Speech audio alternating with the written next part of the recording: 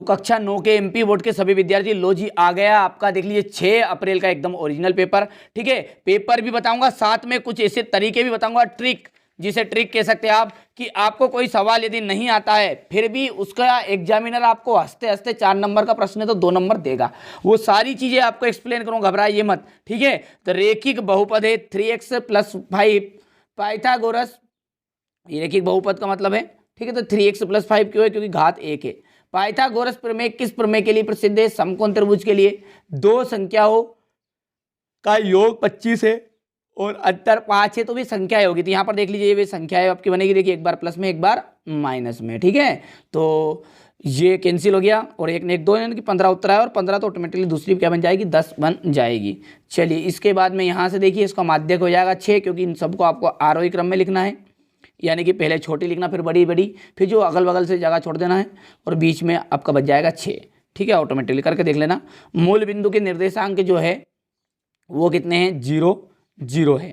ठीक है, अब यदि 64 की यदि हम बात करें, ठीक है, ये 64 वाला मान है, तो ये 64 का जो सवाल है इसकी यदि हम बात करें तो यहाँ देखिएगा, ये मैंने इसको करके रख लिया था पहले, यहाँ से देखिए।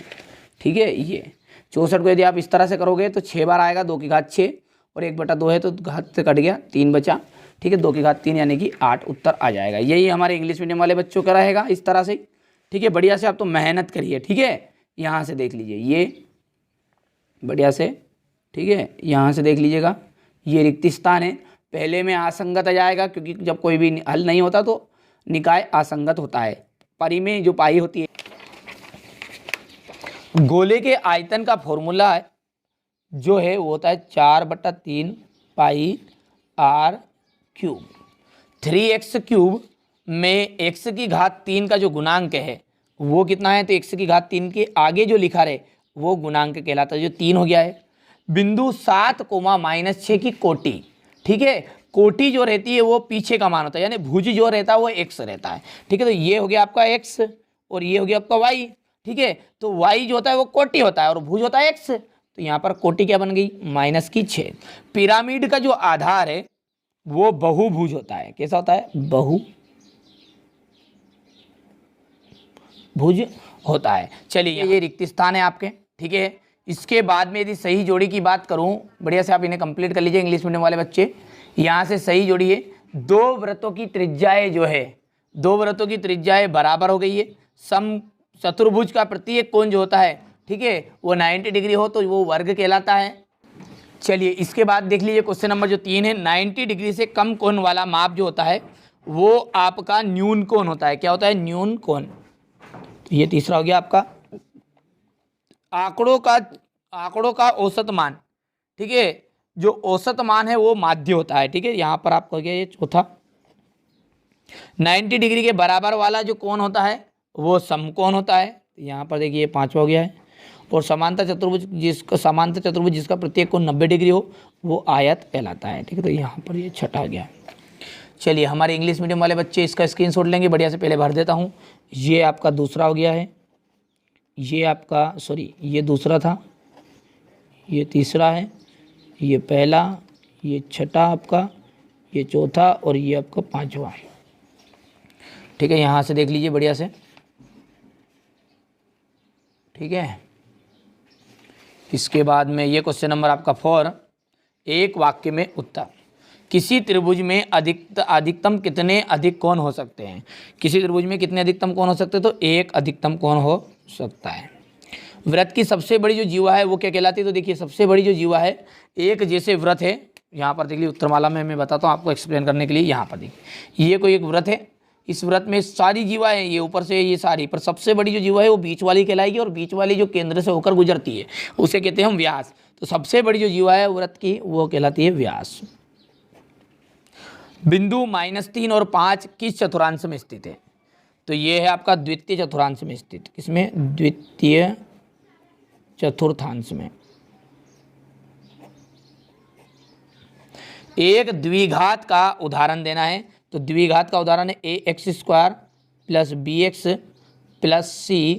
ठीक है, और यहाँ पर यदि हम k के मान की बात करें तो यहाँ पर इसका k का जो मान रहेगा वो 7 आएगा। वो किस तरह आया वो देख लीजिए। यहाँ पर ये सवाल था आपका, ये 2x + 3y = k, तो यहाँ पर x का जो मान है वो यहाँ पर देख लीजिए, x का मान कितना दिया, 2 दिया है, y का मान 1 दिया है, तो यहाँ पर 2 रख दिया, y का मान 1 रख दिया, 2 × 2 4, 3 1 करना 3 और 4 3 हो गया मिलकर 7, तो ये आपका 7 आ जाएगा। समकोण समद्विबाहु त्रिभुज के न्यून कोण की माप होगी, समकोण समद्विबाहु त्रिभुज के न्यून कोण की जो माप होगी वो होगी आपकी 45 डिग्री। ठीक है, बढ़िया से आप स्क्रीनशॉट लीजिए अब। ठीक है, यही प्रश्न आपके हुबहू 27 मार्च के दिन एमपी बोर्ड में आने वाले हैं। ठीक है, यहाँ से देखिए वाई अक्ष की भुज सदैव शून्य होती है, तो यहाँ पर ये वाई अक्ष की जो भुज है वो सदैव शून्य होती है, बिल्कुल एकदम राइट बात है, सत्य है। और यदि यहाँ पर एक्स अक्ष बोलता तो कोटि शून्य होती, और ये फॉर्मूला है, ये बिल्कुल एक सत्य फॉर्मूला है। वर्ग अंतराल में 10 से 15 में वर्ग की उच्च सीमा 15 है, लेकिन ये 10 बता रहा है, तो ये बात आपकी असत्य रहेगी। बिंदु 0,5 समीकरण में y = 5x + 5 का हल है। ठीक है, तो ये आपका यहाँ पर देख लीजिएगा, ये आपका बिल्कुल सत्य रहेगा। चौथा, पांचवे की यदि बात करें तो ये भी आपका सत्य है, छठा आपका असत्य हो जाएगा। ठीक है, तो इसके बाद में अगला देखते हैं। ये हमारे इंग्लिश मीडियम वाले बच्चे, ठीक है, तो इनका ट्रू फॉल्स है, तो पहला आपका ट्रू है, दूसरा भी ट्रू है, तीसरा जो है आपका फॉल्स रहेगा यानी कि गलत रहेगा, पांचवा जो है आपका, ठीक है, पांचवा आपका चौथा, ये जो तीसरा ये ट्रू हो गया है, असत्य हो गया। चौथा जो है आपका यहाँ पर ये लीजिएगा, ये ट्रू रहेगा। पांचवे की बात करूँ तो पांचवा भी ट्रू रहेगा आपका, और छठा जो है आपका फॉल्स रहेगा। ठीक है, इसके बाद में क्वेश्चन नंबर 6 से बढ़िया से देख लीजिएगा, इन सवालों को आप अच्छे से कर लीजिएगा। ठीक है, समय की पाबंदी है, यानी कि समय कम है, इसलिए यहाँ पर पूरा सॉल्यूशन नहीं दे रहा हूँ, लेकिन इन सवालों को आप अच्छे से लगाइएगा, यही प्रश्न आने वाले हैं। ये क्वेश्चन नंबर आपका 6 है, 8 पे आ गए हैं। ये question number 9, question number 10, question number 11, ठीक है, क्वेश्चन नंबर 12, क्वेश्चन नंबर 13, ये देख लीजिए क्वेश्चन नंबर 14 है। ठीक है, इसके बाद में यहाँ से देखिए क्वेश्चन नंबर 15, इसका अथवा ये क्वेश्चन नंबर 16 यानी कि 16वां क्वेश्चन है, ये इसका अथवा देख लीजिए। इसके बाद ये क्वेश्चन नंबर 18 आपका, अच्छे से मेहनत करिएगा, यही प्रश्न आने वाले हैं। ठीक है, ये क्वेश्चन नंबर 19 है, स्क्रीनशॉट लीजिए तुरंत। ठीक है, चलिए इसके बाद में यहाँ से इसका अथवा हो गया ये। ठीक है, ये क्वेश्चन नंबर 20 है,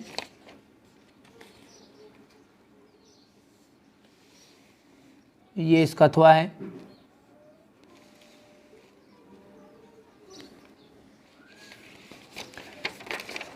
अच्छे से मेहनत करिएगा, ठीक है, घबराना नहीं है बिल्कुल। 9th बहुत ही सरल विषय है, ये 9th क्लास जो है बहुत ही सरल विषय, आपको कठिन लग रही है क्योंकि पहली बार आप आए हैं। ठीक है, मैं तो हर वर्ष पढ़ाता हूँ 9th 10th को।